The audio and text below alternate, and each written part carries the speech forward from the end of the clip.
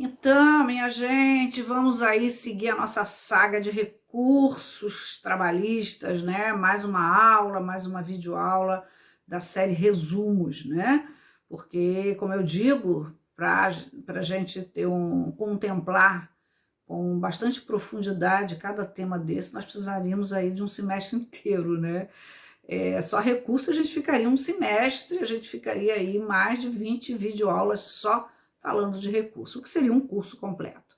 Mas não é um curso completo, são resumos aí para a gente lembrar, na hora de fazer uma prova, na hora de tirar uma dúvida, saber onde que está, onde é que não está.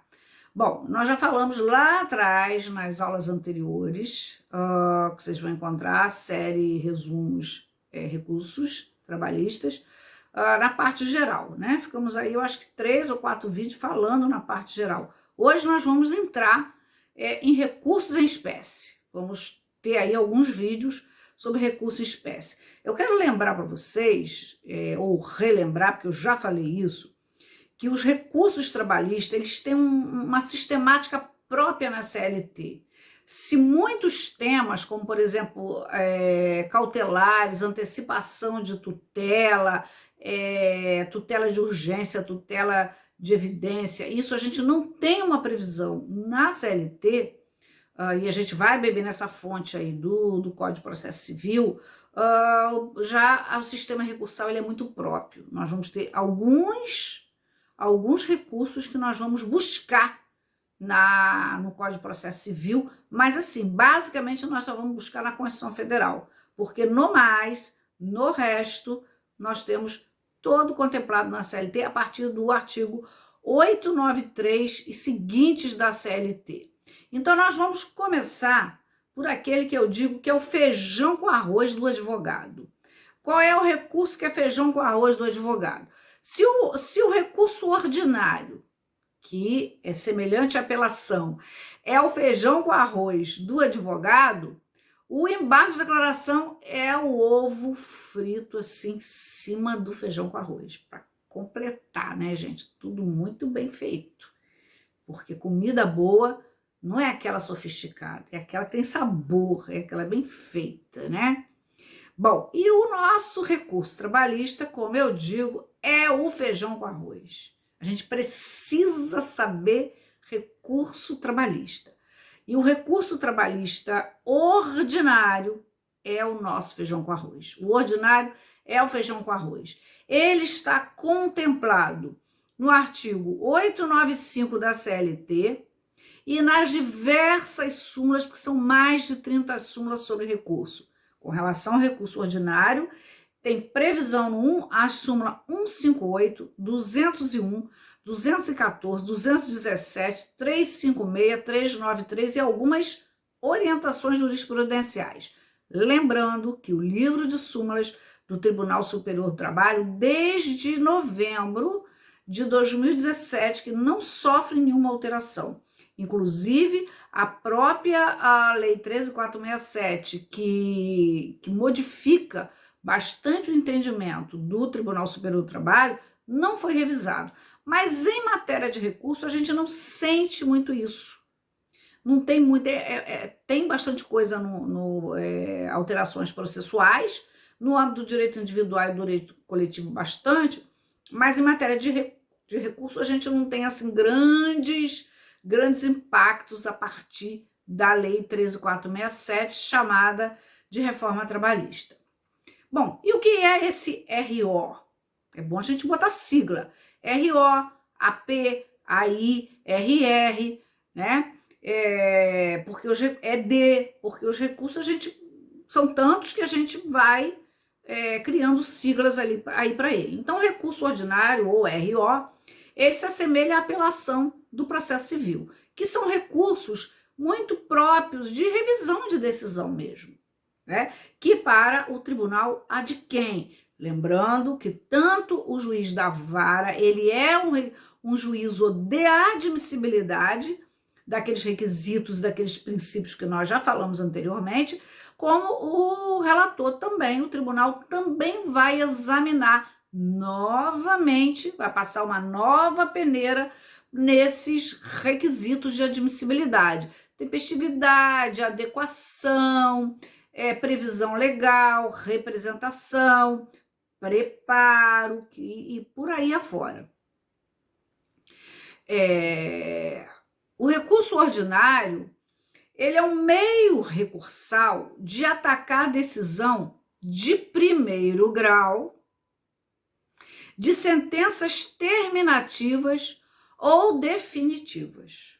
E aqui eu quero lembrar que esse recurso ele também cabe em algumas decisões prolatadas no tribunal, quando se trata de uma sentença, como se trata de uma decisão ainda considerada de primeiro grau, como, por exemplo, uma decisão de uma ação rescisória, uma decisão de um mandado de segurança que são manejados no tribunal, de um dissídio coletivo. Então, vai com recurso ordinário para o Tribunal Superior do Trabalho e não com o recurso de revista. Outro ponto importante que a gente precisa dizer é que esse recurso, ele cabe desde que preenchido aqueles requisitos e aquela principiologia, sobretudo aquela da sucumbência, eu posso ir para o tribunal.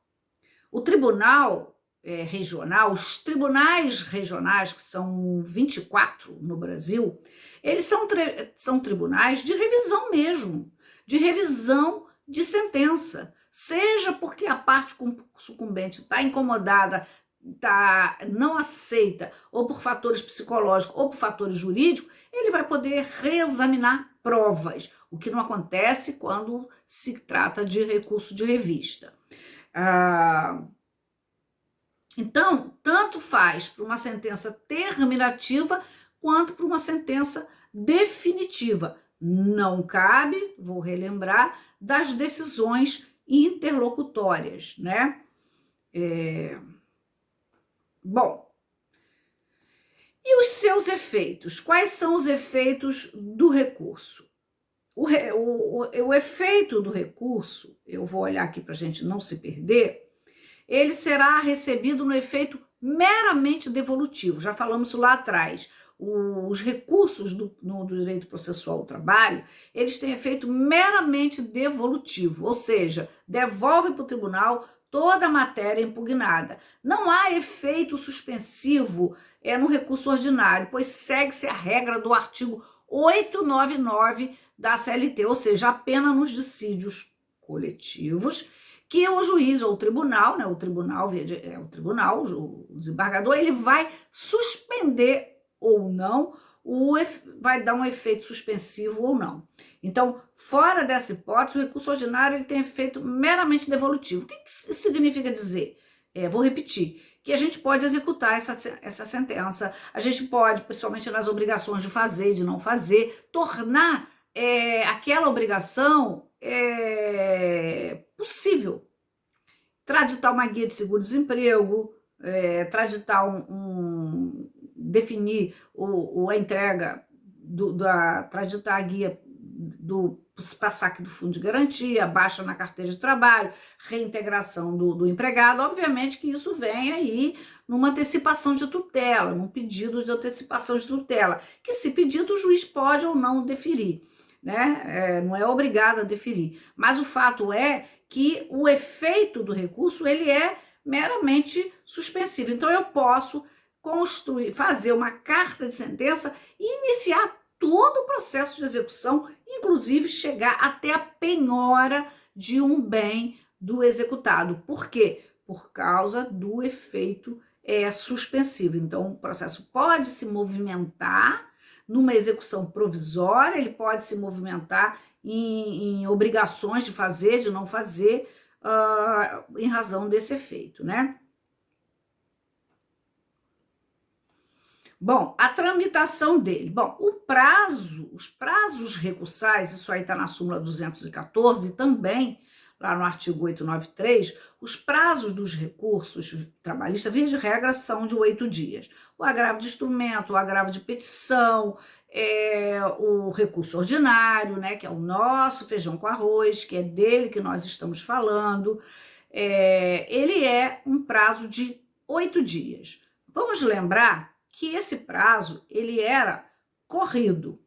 A partir do Código Civil de 2015, né, que tornou os prazos em dias úteis, a Instrução Normativa 39, que a gente vai ter uma oportunidade de fazer um estudo dela, também estendeu, como de aplicação subsidiária ao processo de trabalho, os prazos em dias úteis. Então, por exemplo, se o prazo, a decisão, a sentença foi publicada numa sexta-feira, o prazo vai se iniciar na segunda e vai até sexta, 5 dias, e vai recomeçar depois na outra segunda até completar 8 dias. Outro ponto muito importante dessa tramitação é que, caso ocorra os embargos de declaração, que é um recurso que nós vamos cuidar dele também, que tem por objetivo sanar uma omissão, uma contradição ou uma obscuridade, esse prazo ele é interrompido e recomeça a contar depois que os embargos de declaração são prolatados. Então, recomeça a contar o prazo. Então, por exemplo, se está no 5º dia e a parte manejou os embargos de declaração, ok, vamos interromper esse prazo do recurso ordinário e quando sair a decisão de embargo de declaração, ele volta a contar, inicia novamente o prazo do recurso ordinário, tá? A decisão que aceita o recurso ordinário, ou seja, que examinou os requisitos de admissibilidade e aceitou, ela é uma decisão irrecorrível, né? Ela é irrecorrível. Por quê? É uma decisão interlocutória. Admito o recurso ordinário por verificar os requisitos de admissibilidade ao tribunal. Ok.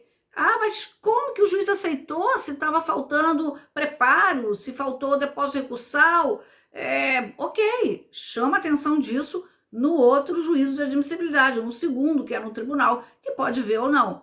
Bom, mas se ainda assim o segundo juízo de admissibilidade não verificar essa ausência de requisito, ou seja, ausência de preparo, isso pode vir como preliminar nas contra-razões recursais. É claro, minha gente, que dentro desse sistema do recurso de revista, a forma do manejo dele é através de uma petição de rosto, né? Aquela petição que a gente diz que essa sim é simples petição, porque é uma petição que tem por objetivo meramente o encaminhamento do quê? Das razões recursais. Exatamente nas razões recursais em que é manejado, construído toda aquela... E aí tem que atender ao princípio da dialética, né? Tem que devolver para o tribunal todas as questões que for realmente do interesse de revisão daquela decisão. Então, nessa folha de rosto é dirigida ao juiz do 1º grau, o juiz que prolatou a decisão, o juízo que prolatou a decisão, é a competência dele, porque é ele que vai fazer o exame dos requisitos de admissibilidade e, nesse caso, junta-se às razões recursais. Nessas razões tem que atacar, essa a palavra, acho que assim, a expressão mais adequada, atacar argumentando juridicamente por óbvio, todos os pontos da decisão que vocês não se conformaram. Por exemplo, se for uma matéria de prova, se a prova não foi bem apreciada, se foi uma prova documental, se foi uma prova testemunhal, se o juiz deixou de apreciar esse ou aquele trecho do depoimento, um tanto melhor que ele seja transcrito e indicado qual é a folha, qual é o ID em que se encontra, qual a linha em que aquele ponto especificamente que pode mudar aquela decisão está produzido. Então isso é extremamente importante, extremamente fundamental. Vamos lembrar que o tribunal ele tem assim todo o Estado ele desemboca, deságua as suas sentenças ali para revisão, porque é uma casa revisional de provas, é uma casa revisional de nulidade, é uma casa que, se preenchido os requisitos de admissibilidade, pode ir. Então, vocês imaginem a quantidade.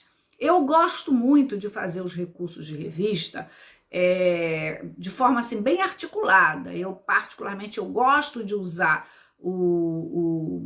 os títulos, gosto de chamar a atenção dos pontos, né? Sem ficar com muito rebuscamento ali, mas dependendo da matéria, da natureza, do objeto do recurso, às vezes a gente precisa, sim, trazer um pouco de compreensão, de doutrina, não transcrever lei. Vou lembrar o que eu disse nas aulas anteriores, já vi situações de advogado que coloca, quando era papel, a folha, as páginas da doutrina. Né, gente? Isso aí não acontece. A gente que é advogado mais experiente, como eu brinco, já vimos de tudo. E isso realmente não dá para o advogado fazer. Não dá para fazer essa questão aí de botar folha, de transcrever demais. Você transcreve um autor ou outro, você transcreve aqueles autores mais tradicionais, né? Você pode transcrever. Nem se junta acórdão. Vamos lembrar também que não se junta fatos, documentos novos, né? Só se referir a fato novo. Não se junta documento nos recursos. Claro que tem que observar a adequação, o cabimento, o preparo, né, as custas. Vamos lembrar que se for empregado, tiver isento de custo, ele não tem que pagar, mas é muito bom que ele chame a atenção disso. É muito interessante que ele chame a atenção de que está isento do pagamento das custas. Se for empresa, é bom indicar que foi recolhidas as custas, que foi efetuado o depósito recursal, que se encontra no anexo. Outra coisa também importante é que no rito sumaríssimo, conforme o artigo 895, parágrafo 1º da CLT, os recursos eles têm uma distribuição imediata e mais rápida, ele é pautado na frente dos recursos cuja ação se deu pelo rito comum ordinário. Então, no rito comum sumaríssimo, né, que tem a coisa de ter uma rapidez maior, ele é assim, de forma mais rápida. Bom, eu vou aproveitar esse tempinho aqui para a gente falar de um recurso que é um pouquinho mais leve do que o recurso de revista, que o recurso de revista nós vamos precisar de um tempo bem maior, a gente vai precisar de um tempo bem maior. Então eu vou aproveitar esse tempinho aqui para a gente falar daquele recurso que cabe no processo civil e que cabe no processo de trabalho e que cabe de qualquer processo, que são os embargos declaratórios, né? Antigamente nós não tínhamos previsão dos embargos declaratórios na CLT, sabia, gente? Pois é, ele foi incluído, não me lembro como, mas tem mais de 10 anos, tanto que ele começa no artigo 897-A da CLT. E tem previsão no CPC, nos artigos 1022, 1026 e seguinte. Súmulas também, muitas. 184, 278, 297, 421 e orientações jurisprudenciais. Agora, dei uma conferidazinha nessas súmulas porque algumas foram modificadas. Bom, o artigo 93, inciso 9º da Constituição Federal, ele diz que as decisões devem ser claras e que tem que fundamentar a causa de decidir. Eu uso muito isso e gosto imensamente. O Código Civil de 2015, o Código de Processo Civil de 2015, também traz o artigo 439, né? 489, que vai trazer também essa questão 439, dizendo que as decisões têm que ser públicas, óbvio, claras, tem que indicar o fundamento daquela causa, daquela decisão que o juiz prolata. Isso seja numa decisão interlocutória, seja uma decisão definitiva, né? Não importa. Bom, claro que a doutrina ela vai divergir né? Se esse recurso, se esse embargo de declaração é ou não é recurso. Tem uma pequena divergência. Ah, não, mas ele não é recurso porque ele não é enviado para o tribunal para revisar aquela sentença. Mas ele é considerado recurso porque quando e o objetivo dele é omissão, contradição e omissão, contradição e obscuridade e até erro material, né? E o juiz, ao apreciar, ele pode sim. Ele é um juízo de admissibilidade, ele é um juízo revisor das suas próprias decisões. Então, na medida em que ele é um juízo revisor das próprias decisões, na medida em que ele prolata uma decisão em embargo de declaração, ele pode transformar essa decisão. Por isso, minha gente, que os embargos de declaração, ele tem efeito modificativo. Eu gosto muito de usar um exemplo assim, bem radical. Imagina que na defesa o empregado tenha ajuizado a ação na inicial com 2 anos e 5 dias. A defesa grita, chama atenção disso, mas o faz não lá na ordem lá de prejudicial de mérito. Faz aonde? Faz uma linhazinha lá embaixo e bota assim, tá prescrito. Bota assim bem, sabe, aquela peça que não dá para o juiz nem olhar direito. O empregado em trocação 2 anos e 10 dias, 5 dias depois. E o juiz não observa. E ele julga aquele pedido todo procedente a favor do empregado. Seja os pedidos que forem, hora extra, férias, 13ª, etc. e tal. Parcelas resilitórias.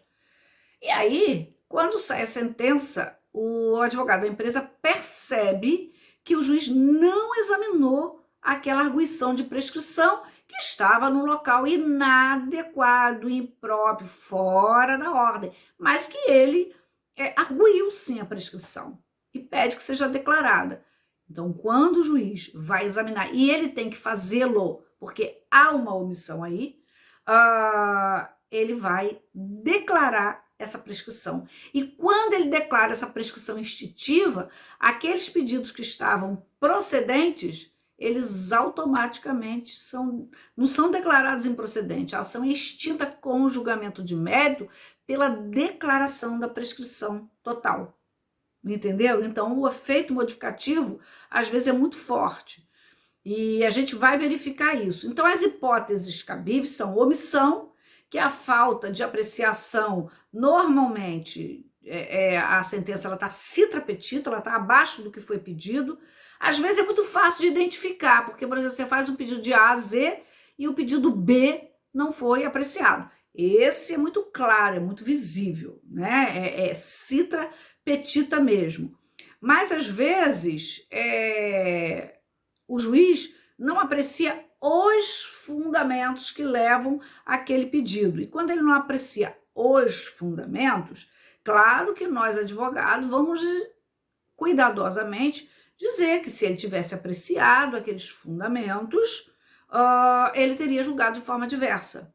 Ou se ele tivesse apreciado a prova total, ele teria julgado de forma diversa. Mas há juiz como o Mauro Schiave, que ele diz que não é a omissão da sentença quando não aprecia todos os fundamentos da defesa e da inicial, desde que ele aprecie aqueles pedidos, por exemplo, de A a Z.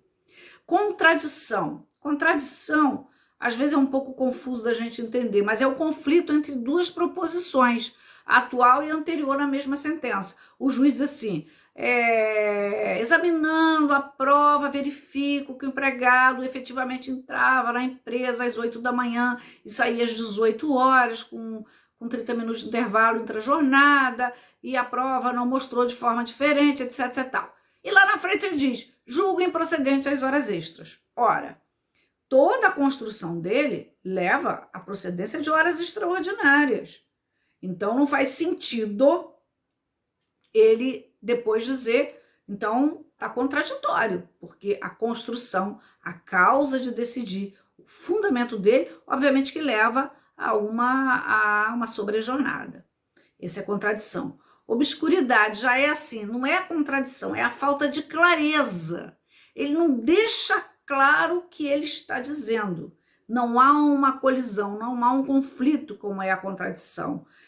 A coisa não está bem colocada, não está bem clara na sentença. Então, isso vai resvalar na hora de fazer os cálculos, na hora de apurar, fazer o quanto de beato. Então, a decisão ela tem que ser o mais clara possível para não deixar problemas para a fase de liquidação. Porque chega na fase de liquidação ou chega na execução, essa sentença que não ficou absolutamente clara quanto ao tempo, quanto ao período, quanto à base de cálculo da hora extra, por exemplo, que o empregado ele pode dizer que o salário era de 3 mil, mas que tinha um valor por fora, e o juiz faz um imbróglio ali na sentença que não fica claro, e isso gera uma dúvida, que se não for muito bem aclarada, isso vai resvalar, porque a empresa vai dizer, não, ele não mandou utilizar o salário por fora como base de cálculo da apuração das horas extras. E o empregado vai dizer, não, mas eu pedi, estava lá, ele examinou. Bom, ele examinou, mas não concluiu. Então, isso é obscuridade, 897A.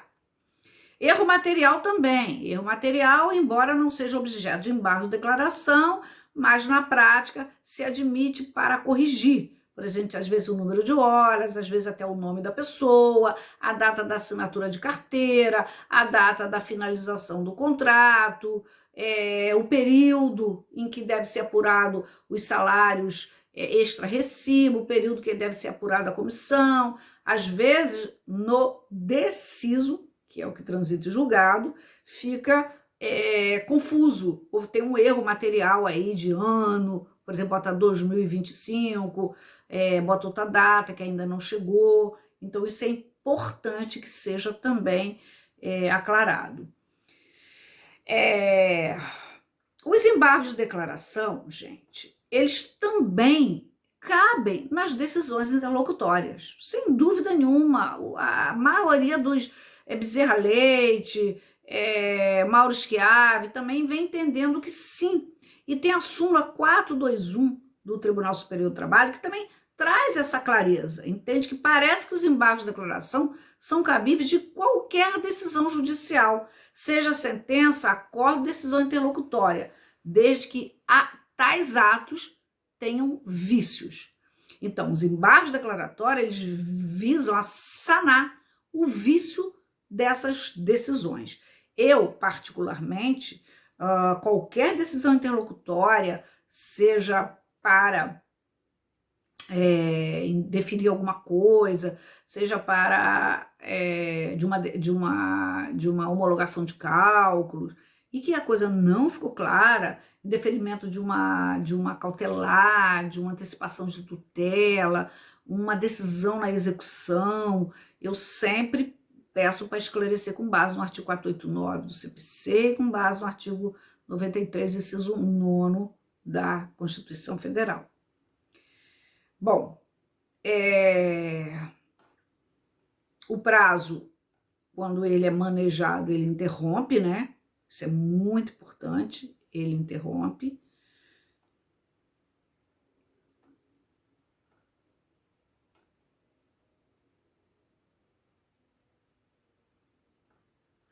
Outra coisa também, tem que ter cuidado com o procedimento dos embargos declaratórios protelatórios, né? Aqui vale a pena, está lá previsto no artigo 1026 do CPC, toda vez que a parte, autor ou réu, ele manejar os embargos de declaração só para ganhar tempo, se ele não demonstrar o vício da sentença, ele pode levar uma multa por embargos declaratórios. Normalmente o empregado não tem muito interesse, não. Ele quer, às vezes, que fique muito claro. Às vezes acontece do advogado não compreender, não se apropriar ali, não conseguir entender que a sentença, ela realmente está clara. Ela tem, talvez, às vezes, uma direção um pouco confusa, um caminho escolhido que pode gerar alguma dúvida, mas ela às vezes está enxuta demais. Então tem que ter cuidado, que os embargos protelatórios eles são propiciadores da multa. Na súmula 297 do Tribunal Superior do Trabalho, os embargos declaratórios de um acórdão, ele pode ter como cunho, e necessário que seja, para pré-questionar a decisão, a fim de que seja manejado o recurso revista. Quando eu falar de recurso revista, eu vou falar melhor sobre isso, né? Então, esse embargo declaratório também tem a função de pré-questionar, tá? Nas decisões de segundo grau para fins de interposição do recurso de revista. Uma coisa também interessante é que quem vai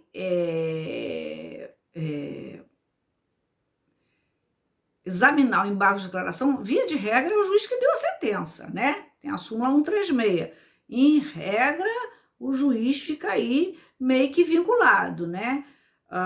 Mas o Mauro Schiave, que é um autor que eu gosto muito, estava até dando uma lida ainda agora, uma outra questão na obra dele, que eu gosto muito, é um autor paulista, ele diz o seguinte, que é possível a reiteração dos embargos de declaração, ou seja, a oposição de novos embargos declaratórios. Então, eu entro com embargo de declaração, o juiz não apreciou direito, ele deixa e diz assim, não há omissão, contradição. Às vezes acontece isso, né, gente? Não há omissão, não há contradição. Eu brinco dizendo assim, ele não quer dar o braço a torcer.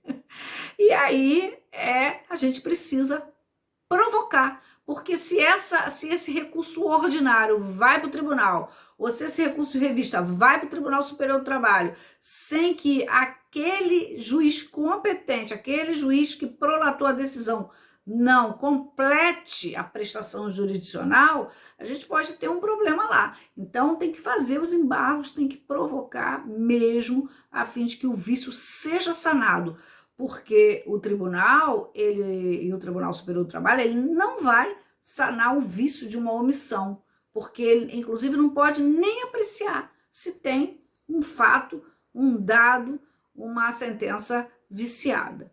Então, minha gente, os embargos de declaração, eles são muito importantes.